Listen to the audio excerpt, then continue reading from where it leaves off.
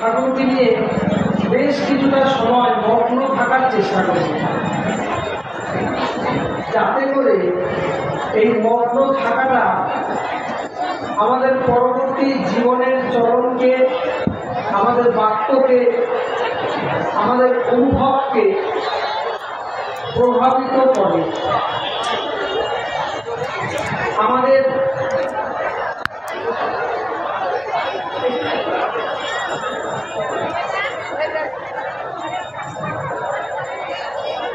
আমাদের দেশ, এই ভারতবর্ষের ধর্ম নিয়ে আলাপ আলোচনা, চর্চা কম হয়নি। তারপরেও পরম প্রেমময় শ্রী ঠাকুর অনুকূলচন্দ্র তিনি যে দিক দর্শন আমাদের দিলেন, তিনি যে মার্গদর্শন আমাদের করালেন, এর আগে তা হয়নি। আমরা এমনভাবে জীবনকে দেখিনি, এমনভাবে ধর্মকে জানিনি, এমনভাবে ধর্মকে আমাদের জীবনে অনুবাদ করিনি আমরা এর আগে। তথাকথিত কনসেপশন বারে বারে পদে পদে আমাদের ধাক্কা খাচ্ছে। তিনি ধর্মের প্রকৃত অর্থকে শুধু কথা দিয়ে নয়, শুধু গান সংকীর্তন দিয়ে নয়, শুধু আলাপ আলোচনা দিয়ে নয়, শুধু তত্ত্বকথা দিয়ে নয়, তিনি তার নিজের জীবনে প্রয়োগ করে সার্বিকভাবে প্রতিটি মানুষকে উদ্বুদ্ধ করে তার আপন প্রাণ প্রাচুর্য দিয়ে, আপন ভালোবাসার অনন্ত সম্ভার দিয়ে প্রত্যেকটি মানুষকে কাছে ডেকে আকর্ষিত করে প্রত্যেকটি জন এবং জাতিকে উৎকর্ষের পথে তিনি চালিত করেছেন এবং অন্য ফর্মে আজও চালিত হচ্ছে মানুষ সেই পথে। এটাকে বলে ধর্ম। ঠাকুর ধর্মের কথা নিয়ে বলছেন, এখন সোজা করে বলছেন। আমরা তো তত্ত্ব কথা বুঝি না, আমাদের জন্য তিনি বলছেন যাতে ভালো থাকো তাই ধর্ম, সত্তায় শরীরে মনে পারিপার্শ্বিকে। বলবেন যে এতে অসুবিধা কোথায়? অসুবিধা আছে, আমাদের জানার গণ্ডগোল আছে। আমরা অনেক কিছু আরোপ করি আমাদের নিজেদের তথাকথিত প্রচলিত ধ্যান ধারণা দিয়ে, তাই ভালো থাকার মর্মও জানি না, ভালো থাকার পথও জানি না। এই পথ পাঠেও এ সমস্ত নিয়ে যুগে যুগে নারায়ণ এসেছেন। পরম প্রেমময় শ্রী ঠাকুরের একটি বাণী আছে, নারায়ণী বর্ধনার পথ, তাই তিনি নারায়ণ। নারায়ণ শব্দের অর্থ হচ্ছে নরের অয়ন, অয়ন মানে পথ, যে পথে চললে মানুষ উৎকর্ষের পথে চলে। তিনি আমাদের অনেক ধারণাকে ভেঙে চুরমার করে দিয়েছেন। তিনি বলছেন দুর্বল হৃদয়ে প্রেম ভক্তির স্থান নেই, এমন কথা এর আগে শুনিনি।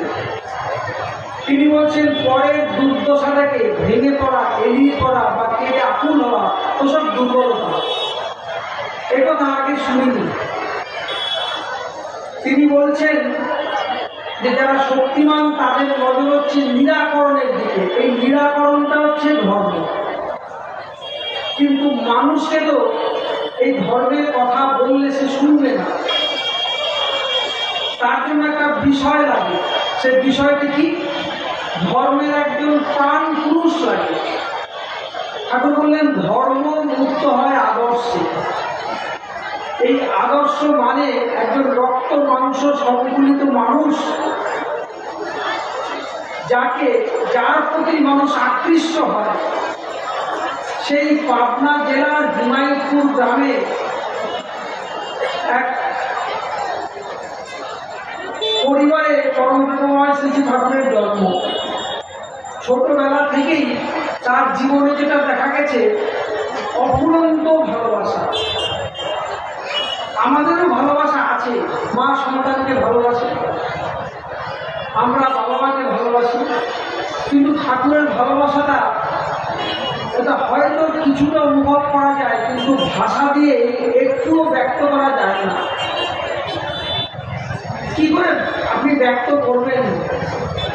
যখন তিনি দেখলেন যে একজন তার সহপাঠী পরীক্ষার ফি জোগাড় করতে পারেনি, নিজের ফিটা তিনি দিয়ে দিলেন, আর সারা জীবনে ম্যাট্রিক পরীক্ষাই দিলেন না। এই ভালোবাসাটা কথা দিয়ে ব্যক্ত করা যায় না। যখন শীতকালে বালক শ্রী ঠাকুর, ছেলেরা বসবে, জায়গাটা খুব ঠান্ডা শীতকালে, নিজের গায়ের চাদরটি খুলে পেতে দিলেন যাতে ওদের ঠান্ডা না লাগে। এ ভালোবাসা ব্যক্ত করা যায় না। ঘোড়ার গাড়িতে যাচ্ছেন, ঘোড়ার গাড়ি যিনি চালাচ্ছেন তিনি ঘোড়াকে চাবুক মারছেন, ঠাকুর একসময় আত্মনাদ করতে করতে করতে করতে নিচে নেমে গেলেন। যার তার সঙ্গীরা দেখলেন ঠাকুরের গায়ে পিঠে চাবুকের দাগ পড়েছে। ঠাকুরকে প্রশ্ন করা হলো, ঠাকুর এ দাগ কিসে? প্রথমে উত্তর দিতে চাননি, পরে বললেন ঘোড়াটাকে মারলো তো ওই জন্য হতে পারে। বলে এরকম তো হয় না ঠাকুর, এটা কি করে হলো? ঠাকুর বললেন চরম একাত্ম বোধ থেকে এটা হতে পারে। আমি যখন আরেকজনের অনুভূতির সাথে আইডেন্টিফাইড হয়ে যাই, তখন তার দৈহিক ব্যথা বেদনাকেও নিজের ব্যথা বেদনা এইভাবে অনুভব করা যেতে পারে। এই ভালোবাসা নিয়ে তিনি এসেছিলেন, সেই ভালোবাসার ধারায় অব্যাহত, এই ভালোবাসা দিয়েই, এই প্রেম দিয়েই তিনি মানুষের দুঃখ বেদনা যন্ত্রণাকে দেখেছেন, কষ্ট পেয়েছেন। আমরাও কষ্ট পেয়েছি বা পাই, কিন্তু ঠাকুর নিরাকরণ প্রয়াসী হয়েছিলেন। প্রথম দিকে তিনি কীর্তনের দল করলেন। কীর্তনের একটা টান আছে, আকর্ষণ আছে। সেই কীর্তনের দলে সমাজের সমস্ত রকমের মানুষ তার যোগদান করতে আরম্ভ করল। ঠাকুর তার আজানুলম্বিত বাহু, ওই রকম কাঁচা সোনার মতন গায়ের রংটা, দীর্ঘদেহী মানুষ, ওই রকম গভীর চোখ, এই নিয়ে যখন তিনি সংকীর্তনে মেতে উঠতেন, তখন সমাজের সমস্ত শ্রেণীর মানুষ তার অনুগামী হতো। ঠাকুর একসময় জয়নগর মজিলপুর বলে বিরজা ভট্টাচার্যের বাড়িতে 7 দিন ছিলেন। তারপর সেখান থেকে তিনি চক্রতীর্থে চলে গিয়েছিলেন, প্রায় 7 মাইল রাস্তা। এই যখন তিনি যান, তখন গ্রামের সমস্ত মানুষ অঝরে কেঁদেছেন। তারা ঠাকুরকে চেনেন না, তখন ঠাকুর নবীন। এটা খুব বেশি যে ঠাকুরের তখন বয়স তা নয়। অঝরে কেঁদেছেন যে এই মানুষটিকে ছেড়ে দেওয়া যায় না। ঠাকুর যখন রাস্তা দিয়ে যেতেন কীর্তন করতে করতে, সমস্ত শ্রেণীর মানুষ তো তার অনুগামী হতোই। গরু বাছুর কুকুর পশু পাখি সব তার পেছন পেছন ছুটত। গাছের পাতাগুলি নুয়ে তাকে স্পর্শ করার চেষ্টা করত। পোকামাকড়গুলি তার গায়ে এসে আটকে যেত। প্রত্যক্ষদর্শীর কথা। এই মানুষকে ভালো লাগে সে পাওয়া যায় না। এই ভালোবেসে যখন মানুষ তার কাছে আসতে আরম্ভ করল, তখন ঠাকুরকে ভালোবেসে তাদের চরিত্রে, তাদের চরণে বলনে, তাদের দৈনিক জীবন যাপনে এক সংস্কার এটা দেখা যেতে আরম্ভ করল। এইটাকে বলে ধর্ম। ঠাকুরের এক বন্ধু ছিল চোর, তার প্রফেশন আছে চুরি করা, আবার ঠাকুরকেও ভালোবাসত। এই চোরটি ঠাকুরকে ভালোবেসে ঠাকুরের সঙ্গে সময় কাটাতো, ঘন্টার পর ঘন্টা সময় কাটাতো। এক সময় সে চৌর্যবৃত্তি তাকে ছেড়ে চলে গেল। এখানে মূল রসদ কি? ঠাকুরকে ভালোবাসা। তাই ধর্ম মুক্ত হয় আদর্শে, আদর্শে দীক্ষা আনে অনুরাগ, অনুরাগ আনে বৃত্তি নিয়ন্ত্রণ। আমাদের উৎকর্ষের পথের প্রতিবন্ধকতা হচ্ছে আমাদের জীবনের বৃত্তি প্রবৃত্তির প্রতি টান। এই টান আমাদের কিন্তু আছেই। মা সারদার একটা কথা আছে, জলের গতি হচ্ছে নিম্নগামী, মানে নিচের দিকে যায়। আমাদের মনের গতিও নিম্নগামী খেলে আমাদের ক্ষতি করে তা খেতে ইচ্ছা করে, যে কথা বললে ক্ষতি হয় সেই কথা বলতে ইচ্ছা করে, বলিও তাই। যে পোশাক পরলে আমাদের শালীনতার সীমা লঙ্ঘিত হয় সেই পোশাক পরতে ইচ্ছা করে। মনের গতি হচ্ছে সবসময় এরকম নিম্নগামী জলের মতো। কিন্তু মা সারদা বললেন যে এই জল যখন সূর্যের কিরণ পায় তখন তার অবস্থার পরিবর্তন হয়, সে আকাশে উঠে যায়, নিচের দিকে না গিয়ে সোজা আকাশে উঠে যায়। সেরকম গুরুর কৃপা দৃষ্টিতে যখন আমরা নিজেদেরকে নিয়ে আসি, যখন তার প্রতি অনুরাগ সম্পন্ন হই আমরা, তখন আমাদের মনের গতির পরিবর্তন হয়, মনটা নিচের দিকে যেতে চায় না। পরমব্রহ্মা শ্রী ঠাকুর বলছেন, যে খেয়াল বিবেকের অনুচর তারই অনুসরণ করো, মঙ্গলের অধিকারী হবেই হবে। আচার্যদেব বলেন এই খেয়াল কথার মানে হচ্ছে ইচ্ছা। যে খেয়াল আমার বিবেকের অনুচর তারই অনুসরণ করো। বিবেককে তো আলাদা করে চিনি না। মন, বিবেক, আত্মা, সত্তা, সত্তা আমার কাছে একাকার। আমি আমার মনকেই বিবেক বলছি, মনকেই আত্মা বলছি, সবই এরকম। কিন্তু এগুলো মন আলাদা আর বিবেক বা চৈতন্য এইটা আলাদা। আমরা তো চিনি না। যদি বা চিনলাম বিবেককে, বিবেক অনুসরণ করতে পারি না। টান নেই। আমার হাতে যদি একটা টাকা বাঁধা থাকে, এই টাকাটাকে কিছুদিন আমি তুলতে পারছি না। এটা খোলার সবচেয়ে সহজ উপায় হচ্ছে আর একটা টাকা পাশে বাঁধতে হবে, আরো টাইট করে, তখন এই টাকাটা না আলগা হয়ে যায়। সেই রকম ঠাকুরকে যখন, ঠাকুরের প্রতি বন্ধন যখন আমার দৃঢ় হয়, তখন অন্য ভালো লাগাগুলি আস্তে আস্তে খসে পড়ে, তখন আর সেগুলো ভালো লাগে না। ঠাকুরের ঈপ্সিত চরণে তখন চলতে ইচ্ছা করে, যখন তাকে ভালোবাসে।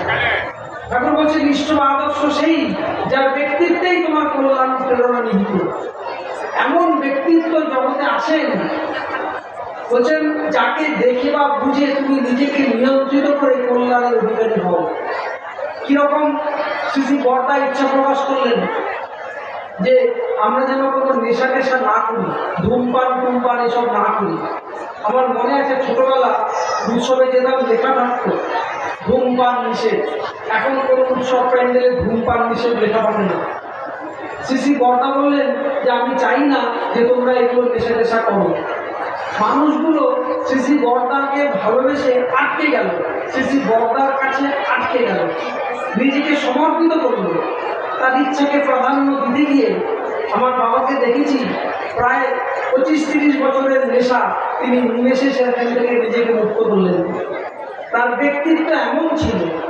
গুরুদা বলে আমাদের আলোচনার সম্পাদক ছিলেন অজিতাভ গুপ্তচন্দ্র, তার নিজের লেখা কাহিনী আলোচনায় করেছেন। তিনি তখনও সিগারেট খেতেন, সিগারেট ধূমপান তিনি করতেন। শ্রী বর্দা একদিন তাকে জিজ্ঞাসা করলেন, ভুলু তুই কি ধূমপান করিস, সিগারেট বিড়ি খাস? ভুলুদা বললেন আগে না। বলছেন খাবি না কখনো? বাইরে বেরোনোর পর গুরু ভাইরা তার পরিচিত জন্য তাকে ধরেছেন, বলে আপনি তো সিগারেট বিড়ি খান, তাহলে আচার্যদেরকে মিথ্যা কথা বললেন কেন? তখন ভুলুদা বলছেন না, আমি মিথ্যা বলিনি, আমি খেতাম। শ্রী বর্দা যখন জিজ্ঞাসা করলেন তুই সিগারেট বিড়ি খাস কিনা, তার এমন ব্যক্তিত্বের সামনে আমি খাই এই কথাটা বলতে পারলাম না। বলে তাহলে এখন থেকে আর খাবো না, কারণ তাকে যখন বলেছি খাই না, তখন থেকে আর খাচ্ছি না। শুধু ঠাকুরকে ভালোবেসে, শুধু শ্রী বর্দাকে ভালোবেসে এরকম হাজার হাজার মানুষ তারা এই ধূমপান থেকে তারা নিজেকে মুক্ত করেছে। আবার উল্টো দিকে ঘটনা বলি একটা, আমাদের সভাপ্রিয়তার কাছে শোনা একজন অনকোলজিস্ট, বড় অনকোলজিস্ট, কি করে ক্যান্সার থেকে মানুষ মুক্তি পাবে সেই বিষয়ে কোনো একটা সেমিনারে তিনি বক্তৃতা দিচ্ছেন। অনেকক্ষণ ধরে তিনি সেই কথা বলতে গিয়ে ধূমপান যাতে না করি আমরা সেই বিষয়ে বক্তৃতা দিলেন। তারপরে মঞ্চ থেকে নেমেই তিনি প্রথম যে কাজটি করলেন সেটা হচ্ছে এই, তিনি একটি সিগারেট ধরালেন। সভাপ্রিয় বসু তাকে বললেন, এটা স্যার কিরকম হলো, আপনি তো এতক্ষণ এই বিষয়েই কথা বললেন, আর আপনি সিগারেট ধরালেন? উনি অন্যরকম উত্তর দিলেন, বলে প্রোটেকশন নেওয়া আছে। সবাই বললেন তা কিন্তু নয় স্যার, এইটা ছেড়ে দেওয়ার কৌশল আপনার জানা নেই, এই কৌশলটা আমরা জানি। জীবনের কেন্দ্রে যদি একজন শ্রেয় ভালোবাসার মানুষ থাকে, তাহলে এইসব নেশা টেশা কুঅভ্যাস এর থেকে নিজেকে অত্যন্ত সহজে মুক্ত করা যায়। সমস্ত কুঅভ্যাস থেকে আমরা নিজেকে মুক্ত করে তুলতে পারি। পরম পূজ্যপাদ শ্রী শ্রী দাদা একবার আমাদের ঋত্বিক কনফারেন্সে বলেছিলেন যে আমাদের জীবনে এই যে বৃত্তি প্রবৃত্তি যেগুলো আছে, কাম, ক্রোধ, লোভ, মোহ, মদ, মাশ্চর্য, শুধু এগুলোই নয়। যেমন নিদ্রা, তিনি নিদ্রাকে একটা প্রবৃত্তি বললেন। আলস্য, অযথা আড্ডা মারা, এই শব্দ কিন্তু তিনি বলেছিলেন এগুলো থেকে মুক্তি নাই। বর্তমান প্রজন্মকে দেখবেন আপনারা, আপনাদের প্রত্যেকের ঘরে ছেলেরা মেয়েরা আছে, দেখবেন তারা 2টো 2:30 অব্দি 3টে অব্দি তারা মোবাইল ঘাটে, আর সকালবেলা অনেক বেলায় ঘুরতে বলতে। আমাকে একটি মেয়ে বলেছিল যে দাদা আমি না অনেক সকাল সকাল ঘুরতে চলছি। আমি বললাম কটায় উঠিস? বলছে 10টার সময় উঠি। আমি বললাম বাবা, এটা কি তো সকাল সকাল? বলে না, আগে আমি 2টো 2:30টার সময় উঠতাম, এখন 10টার সময় উঠি। এই যে অভ্যাস, আমার আচার্য বলেছেন, শ্রী দাদা বলেছেন নিদ্রা। দেখবেন তারা নেশা, আজকে অন্য নেশা লাগবে না, প্রত্যেকের মোবাইল ঘাটার নেশা, মোবাইলের নেশা, তারপরে হচ্ছে আপনার এই নিদ্রা, তারপরে আলস্য, মানুষের সৎ গুণাবলীর যে চর্চা, বই পড়ার নেশা, একটা বড় নেশা গায়েব হয়ে গেছে, নেই, কেউ এখনো বই টই পড়ে না। দেখবেন কি করে থেকে মুক্তি পাবেন? একজন মা তার ছোট্ট একটি ছেলে, তাকে শ্রী ঠাকুরের কাছে নিয়ে গেছেন। ব্যক্তিত্ব লাগে কিরকম দেখেন, শুধু কথায় কোনো কাজ হয় না, কথাটা কোত্থেকে আসছে সেইখান থেকে কাজটা হয়। আমি 2টো কথা বলছি এই প্রসঙ্গে। হযরত মুহাম্মদের কাছে একটি মা গেছিলেন। মা যাওয়ার পরে বললেন যে আমার ছেলেটা প্রচুর মিষ্টি খায়, আপনি একটু বলে দেন না যদি না খায় এরকম। বলেছেন তুমি মাসখানেক পরে আসো। মাসখানেক পরে গেলেন। হযরত মুহাম্মদ বললেন বাবা তুমি এত মিষ্টি খেও না। হ্যাঁ, বলছে আচ্ছা আমি আর খাবো না এত মিষ্টি, অল্প খাবো। মাটি বললেন আমি কত দূরে থাকি, আমাকে তো আপনি তো ছেলেটিকে সঙ্গে সঙ্গেই বলতে পারতেন, 1 মাস পরে আমাকে কেন আসতে বললেন? তখন হযরত মুহাম্মদ বলছেন তখন বললে কাজ হতো না, কেন আমি তখন নিজেই মিষ্টি খেতাম প্রচুর, আমি এই 1 মাস মিষ্টি খাইনি, এইবার আমি বলেছি এতে কাজ হবে। তাহলে কথাটা হচ্ছে, কথার শক্তি হচ্ছে, এই যেমন ধনুক থেকে তীর ছোড়া হয় না, তীরের কোনো শক্তি নাই, যিনি ছুটছেন তার শক্তিই সে বহন করে। তাহলে কথার কোনো শক্তি নেই, যিনি বলছেন তিনি কতটা তার জীবনে সেটাকে প্রতিফলিত করেছেন তার উপরে ডিপেন্ড করে কথায় কতটা কাজ হলো। পরম শ্রী ঠাকুরের কাছে একটি মা গেছেন তার শিশুপুত্রকে নিয়ে। বলে ঠাকুর ওরা খুব বেলায় ঘুম থেকে ওঠে, আজকের দিনের যে সমস্যা বাচ্চাদের বলছেন বা মায়েদের বলছে, ঠাকুর বলছেন শোনো বাবা, তুমি যে ঘুম থেকে ওঠো, রোজ সূর্য তোমার এই ঘুম থেকে ওঠা দেখতে পারে, তোমার ইচ্ছা করে না তুমি সূর্যের ওঠাটাকে তুমি দেখবে? বলে হ্যাঁ ইচ্ছা করে। বলে তাহলে সেইভাবে তুমি ওঠো, তুমি অত বেলায় কেন ওঠো? উঠে তুমি সূর্যকে দেখবে। ওর আগে ঠাকুর আমি তাই করবো। ঠিক দেখা গেল পরের দিন থেকে সে সকালে উঠছে। মায়েরা যদি নিজেরা মোবাইল ঘাটে না, ছেলেটিকে বলে এই মোবাইল ঘাটবে না, এই কথায় কোনো কাজ হবে না। ঠাকুর তাই বললেন তোমার হাতে আছে কি কি? জীবন জ্যোতিও সেবা। এই হচ্ছে আমার হাতের হাতিয়ার, যা দিয়ে আমি ধর্ম চর্চা করব, যাজনশীল হব, যজনশীল হব। আমার লাইফ স্টাইল আছে। পরম ব্রহ্মময় শ্রী ঠাকুর যে ধর্মের কথা বললেন, প্রতি পরতে পরতে ধর্মের কথা বললেন। আমার সমস্ত চলন যেন আমার প্রিয় পরমকে প্রীত করে, আমার সমস্ত কর্ম যেন আমার প্রিয় পরমকে, আমার আচার্যকে উপচয়ী করে। এইটাকে বলে ধর্ম। পরম পূজ্যপাদ শ্রী শ্রী আচার্যদের একটা ফর্মুলা দিলেন, কি সহজ ফর্মুলা। বলছেন যা কাজ করবে ঠাকুরকে বলে কাজটা করবে। আর ঠাকুরকে বলা মানে কাকে বলা যায়? একটা জীবন্ত মানুষকে বলা যায়। আমার ঘরে তো জীবন্ত ঠাকুর নেই, আমার ঘরে তো ঠাকুরের ফটো আছে, তাহলে ঠাকুরকে জীবন্ত করে তুলতে হবে। আমার হৃদয়কে যদি তার আবাস ভূমি করে তুলতে হয়, তাহলে কতখানি সাত্বিক চলনে আমাকে চলতে হবে। কতখানি সাধন সিদ্ধ আমাকে হতে হবে যাতে করে তিনি আমার কাছে জীবন্ত হয়ে ওঠেন। জীবন্ত হয়ে উঠেছেন, এবার তাকে তো সব কাজের কথা বলা যায় না। আমি যাচ্ছি একদিনকে গালমন্দ করতে, খারাপ খারাপ ভাষা বলতে পারবো যে ঠাকুর আমি যাচ্ছি একদিনকে গালমন্দ করতে? আমি বলতে পারবো যাচ্ছি একটু পরনিন্দা পরচর্চা করতে? বলতে পারবো? আমি যাচ্ছি একজন গুরুজনকে একটু বাজে বাজে কথা বলবো? বলতে তো পারবো না। তাহলে কি উপায়? তাহলে নিজেকে রেক্টিফাই করি। তাহলে আমার অজান্তে আমার ঠাকুর যদি আমার কাছে জীবন্ত হয়ে ওঠেন, তাহলে আমার অজান্তে আমি পরিমার্জিত হব, আমি সংস্কৃত হব, আমি পবিত্র হয়ে উঠবো। এইটাই হচ্ছে ধর্ম। পরম ধর্মময় শ্রী ঠাকুর এই ধর্মের কথা বলেছেন।